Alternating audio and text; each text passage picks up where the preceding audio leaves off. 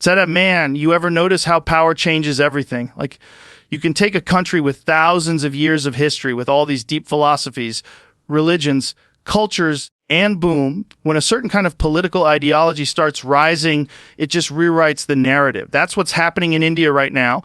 You look at Modi and the BJP, and it's like watching a country rediscover an identity, but not just rediscover it, weaponize it. It's not just politics anymore. It's faith, it's emotion, it's pride, and it's dangerous because those things can burn hotter than logic ever will. So John, now look, Narendra Modi is a fascinating dude. Came up from nothing, had this whole underdog story, chai seller to prime minister. That's the kind of story people love. It's inspiring. It taps into that idea of anyone can make it. And for a long time, he sold that dream perfectly. But here's the thing. Behind that dream, there's this ideology, Hindutva. This whole idea of defining India not just as a nation, but as a Hindu nation. And that changes everything. That flips the script. Because when you start defining who the real people of a country are, you automatically start defining who isn't. Jaja and man, you can feel that energy in India today. It's not just politics anymore. It's identity politics turned up to 11. People are proud to be Hindu, which is fine. That's their culture, their faith. But the problem starts when that pride needs an other. When you start saying we are this and they are not. Muslims, Christians, Dalits, Sikhs, all of them become part of this other group that doesn't fit in the new national story. And that's where the critics are freaking out because they're watching a democracy slowly tilt toward majoritarianism, this idea that the majority's voice is the only voice that matters. Tejada and the BJP, man, they've mastered this game. They know how to make politics emotional. It's not about policy anymore. It's about belonging, fear, history, pride, resentment. It's about who gets to say, this is our country. And when you mix that kind of nationalism with religion, that's a cocktail that's been explosive throughout human history. It's like every empire that's ever fallen started with that same feeling. We're the chosen ones. Techa, you go back and look at how people talk online, the kind of hate that brews on social media, you can see it. Muslims being painted as outsiders, as threats, as people who somehow don't belong to the land they've lived on for centuries. And Modi's government doesn't always say it directly. But it's the silence, man. It's what's not said. When leaders stay quiet about violence or discrimination, that silence becomes its own kind of message. It's like saying, yeah, we see it, and maybe we're okay with it. You know what's wild, man? The way this whole thing plays out isn't loud all the time. It's subtle. It's like watching a slow shift in the tone of a nation.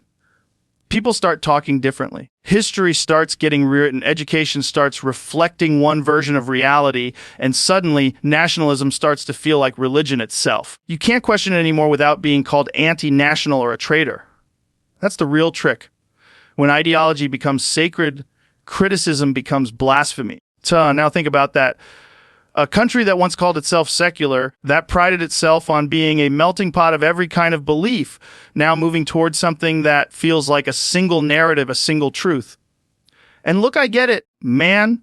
People want pride, they want unity, they want strength. Every country does. But when unity comes at the cost of diversity, it's not unity anymore. It's conformity. Cha-cha. You see it in the streets, you see it online, and you feel it in the atmosphere. It's like this tension that just hums underneath everything. There's this message. We've been oppressed for too long. Now it's our turn. And that's the dangerous part.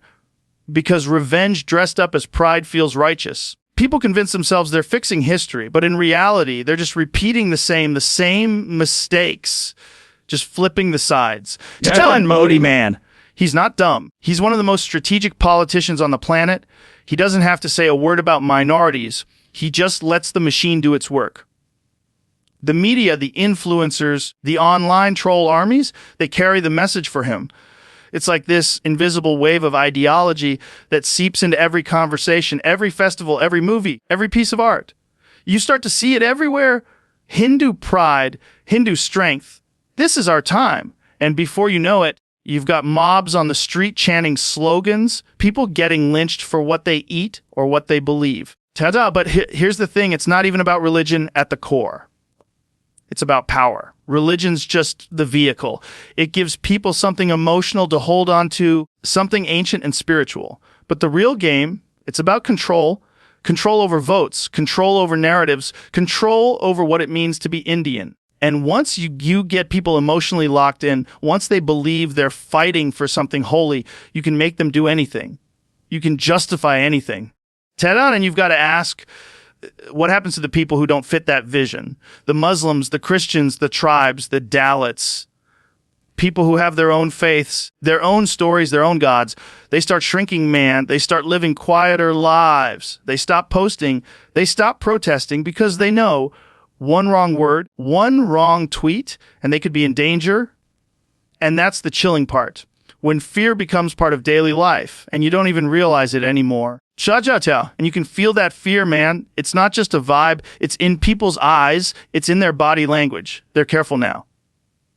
Especially the minorities. You talk to Indian Muslims today, many of them will tell you straight up, we just keep our heads down, bro. We don't want trouble. And that's wild when you think about it, because these are people whose ancestors literally helped build the civilization you're standing on. They wrote the poetry, built the architecture, fought the wars, cooked the food, sang the songs, and now they're being told you don't belong here. That's some dystopian stuff. And the craziest part, a lot of people don't even see it as oppression. They see it as justice, like some kind of karmic payback. Because there's this narrative that for hundreds of years, India was under foreign rule, meaning the Muslim empires, the Mughals, the sultans. So now it's like, we're taking it back, and that's how nationalism twists itself into something almost divine. It makes revenge sound holy. But, man, I've seen this movie before. You look at human history, this same storyline keeps repeating. You get a powerful leader, a majority group that feels victimized, a story that says, we've been disrespected long enough, and boom, you've got justification for anything. And the scary thing about Hindutva, it's not just political, it's emotional, it's spiritual, it's generational. They're not just asking people to vote for a party, they're asking them to redefine what it means to be Indian. And once that happens, you've changed the DNA of the nation. You've turned democracy into identity politics on steroids. And identity politics, that's the hardest thing to stop because it doesn't deal in logic. It deals in belonging. It's like a cult, but the cult is 1 billion people. You can't fact check your way out of that. You can't debate someone out of it because they're not listening with their head. They're listening with their heart. And the internet has made it even worse. Man, social media in India is like an amplifier for rage. You scroll through some of these threads and it's just pure hate cloaked in patriotism.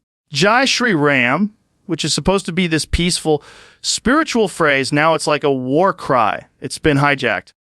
And I don't even think a lot of people doing it realize how deep the manipulation goes. They think they're standing up for their faith, but they're actually being played by politicians who just want to stay in power. And when that kind of emotional energy builds up, it always needs a release. You start seeing mobs form. You start seeing neighbors turning on neighbors. It's not organized like a war. It's emotional chaos. That's how democracies die now, not with tanks, but with hashtags, with memes, with viral videos, with people convinced they're doing something righteous when they're actually breaking the very thing that made their country special. It's diversity. You know what's crazy, man? When you step back and really look at it, this isn't just about India. It's about human nature. Every time people start feeling uncertain, every time the world feels chaotic, they reach for something that feels ancient and solid. Religion, identity, tribe, because those things don't move, right? They make you feel grounded. And that's what Modi and the BJP understood perfectly. They didn't just sell policies. They sold belonging. They said, you're not just a voter, you're a protector of the faith, and that hits people right in the gut. It gives them a mission.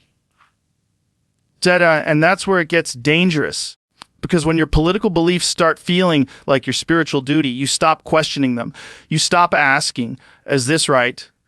And start asking, is this loyal? That's how you get a whole population emotionally locked in. People start wearing nationalism like armor. You criticize the government. They don't hear politics. They hear blasphemy. They hear an attack on their gods, their ancestors, their very identity. That's how deep this stuff goes. Ta-da, and Modi knows how to play that crowd, man. Watch his rallies. It's theater, brilliant, emotional, magnetic theater. The guy knows how to hold a crowd. He pauses at the right time, raises his voice at the right time. Like a performance, but it works because he's speaking to something primal. He's saying, you've been ignored for too long. You've been laughed at by elites. You've been ruled by outsiders. Now it's your time.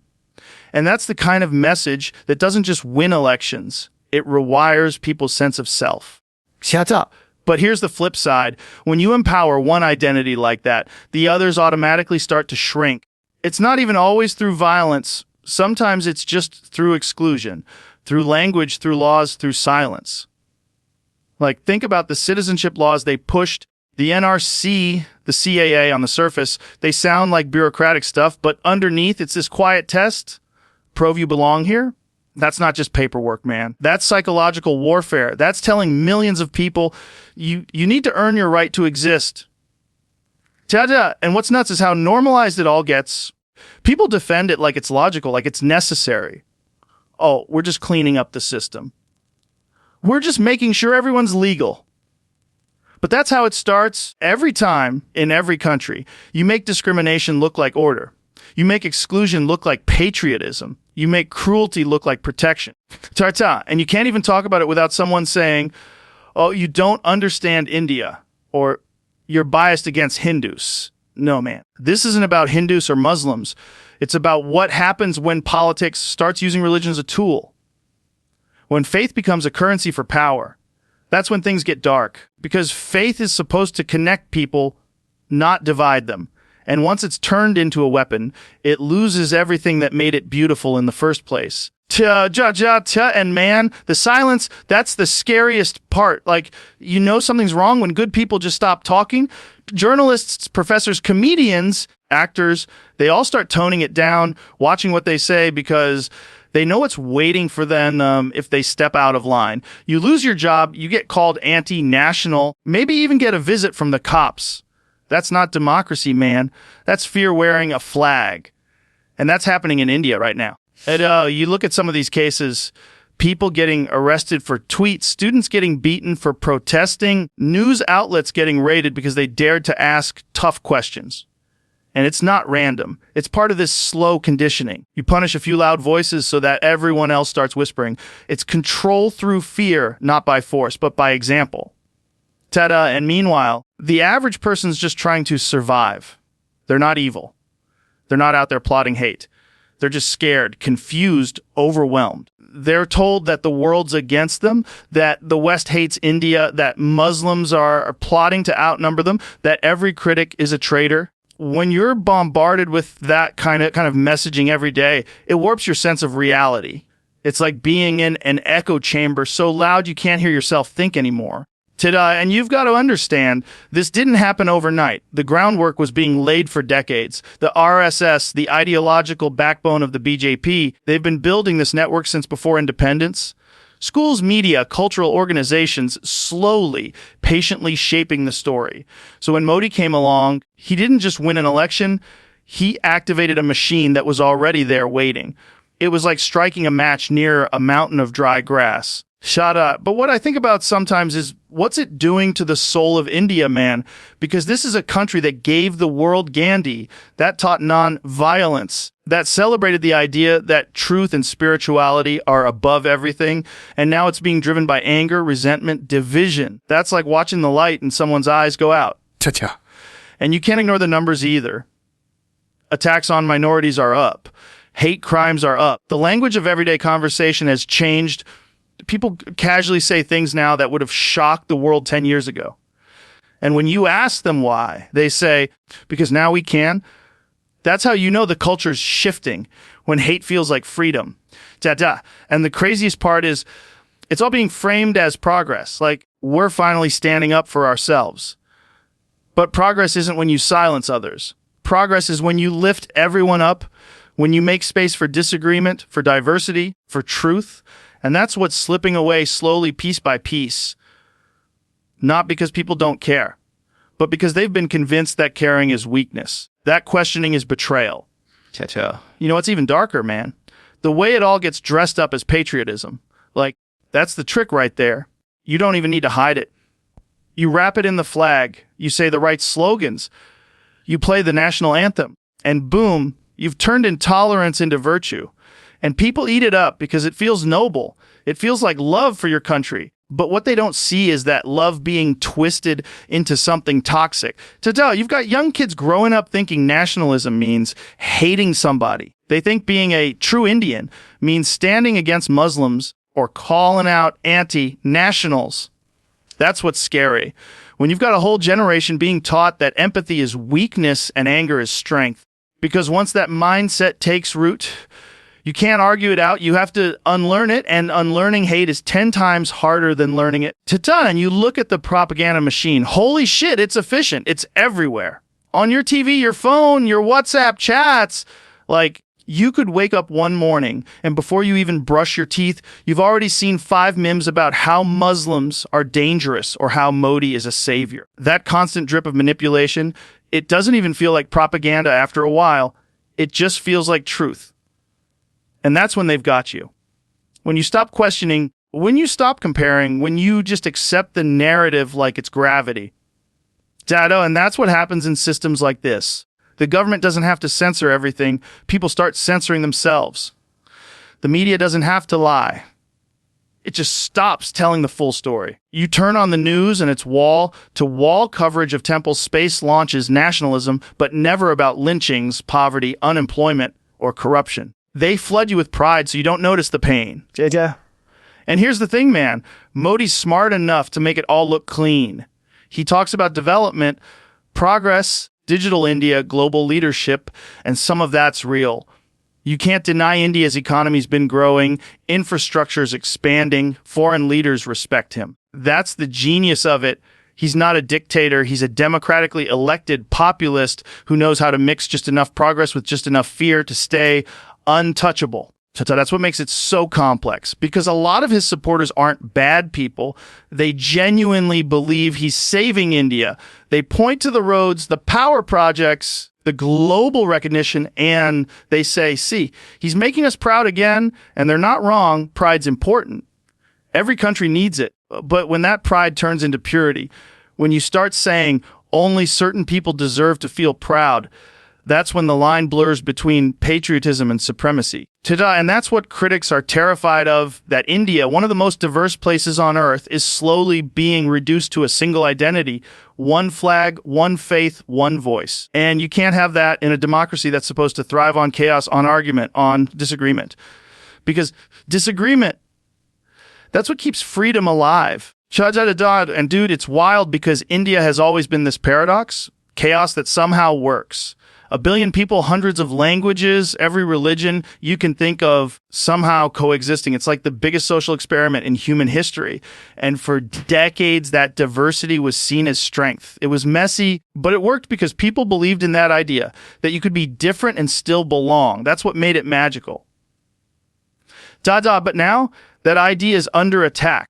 It's being rewritten. You've got this push to simplify the identity, to make India something uniform, something pure, something that fits into one neat religious box. And that's impossible, man. You can't fit 1 billion souls into one ideology. You can't take the most complex civilization on earth and flatten it into one slogan.